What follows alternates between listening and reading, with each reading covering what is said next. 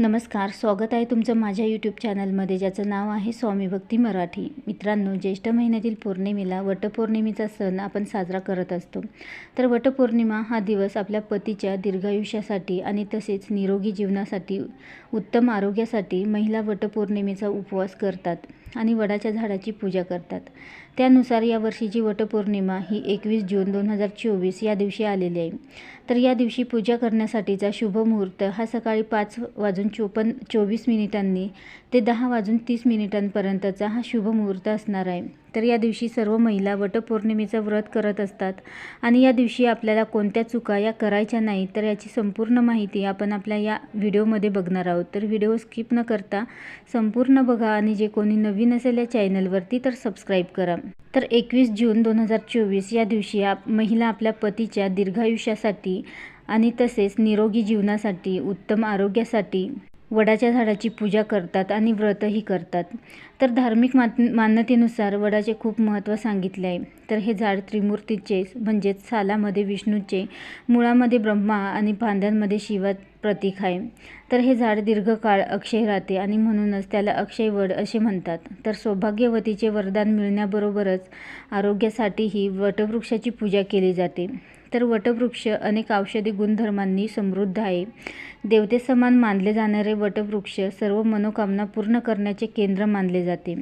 तसेच पौराणिक कथेनुसार देवी सावित्रीने पतीचे प्राण वाचविण्यासाठी कठोर तपश्चर्या केली आणि वडाच्या झाडाखालीच देवी सावित्रीने आपल्या पतीचे प्राण वाचवले आणि त्यामुळे या दिवशी वडाच्या झाडाची पूजा करणाऱ्या महिलेचा पती अकाल मरणार नाही, तो दीर्घ आयुष्य जगेल असे वरदान दिले आणि म्हणूनच या दिवशी वडाच्या झाडाची पूजा केली जाते. तर या दिवशी आपल्याला या काही चुका आहे, तर त्या चुका आपल्याला या दिवशी होऊ द्यायच्या नाही, म्हणजे आपल्या व्रताचे आपल्याला फळ मिळेल.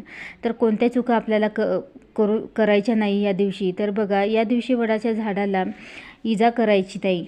तर फांदी तोडून आणून त्याची आपल्याला पूजा करायची नाही. तर फांदी तोडल्यानंतर ती निर्जीव होते आणि निर्जीव झाडाची पूजा करायची नाही, त्याचं फळ आपल्याला मिळणार नाही. तर एखादं रोप आणून त्याचीही तुम्ही पूजा करू शकता, पण चुकूनही वडाच्या झाडाची फांदी तोडून आणून आणि त्याची पूजा या दिवशी करू नये.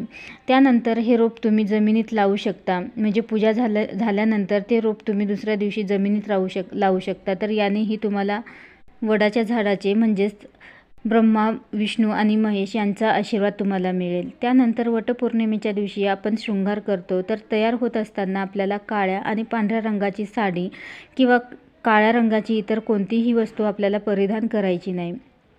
तर साडीचा रंग तुम्ही हा लाल, पिवळा, हिरवा, गुलाबी, केशरी, तर हे रंग तुम्ही निवडू शकता. तर या सर्व रंगांचं खूप महत्त्व आहे.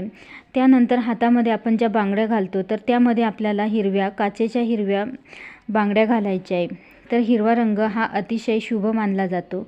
तर कमीत कमी 2-2 बांगड्या तरी आपल्याला या दिवशी घालायच्या आहे. त्यानंतर ज्यांचं पहिलंच वर्ष आहे या व्रताचं, तर त्यांनी माहेरून आलेली एखादी साडी घातली तर त्यांना अखंड सौभाग्यवतीचा आशीर्वाद प्राप्त होतो. त्यानंतर वटपौर्णिमेचं साहित्य हे तुम्ही पारंपरिक पद्धतीने आंबे आणि गहू यानेच तुम्हाला सवाष्ण स्त्रीची ओटी भरायची आहे. तर असं वाण निवडायचं आहे की ज्याचा उपयोग ते करतील, ज्याचा उपयोग त्यांना होईल. जर तुम्ही बांगड्या देणार असाल तर त्या काचेच्या हिरव्या बांगड्या द्या आणि त्यामुळे तुम्हाला अखंड सौभाग्यवतीचा आशीर्वाद प्राप्त होईल. त्यानंतर हे व्रत आपण करतो तर आपण आपल्या पतीच्या दीर्घायुष्यासाठी, निरोगी राहण्यासाठी. तर या दिवशी पतीसोबत आपण वादविवाद टाळायचे आहे. तसेच घरामध्ये येणाऱ्या व्यक्तीचा आणि मोठ्यांचा अनादर करायचा नाही. असे केल्याने आपल्याला आपल्या व्रताचे फळ मिळणार नाही.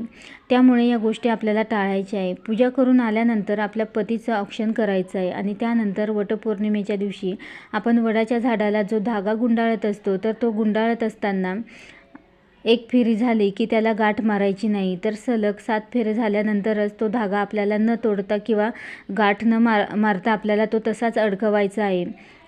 तो तोडायचा किंवा त्याला गाठ मारायची नाही. तर वटपौर्णिमेच्या दिवशी आपल्याला या काही चुका आहे, तर या चुका आपल्याला टाळायच्या आहे, तरच आपल्याला आपल्या व्रताचे फळ मिळेल. व्हिडिओ आवडला असेल तर नक्कीच लाईक करा, कमेंट करा, शेअर करा आणि सबस्क्राईब करा. श्री स्वामी समर्थ.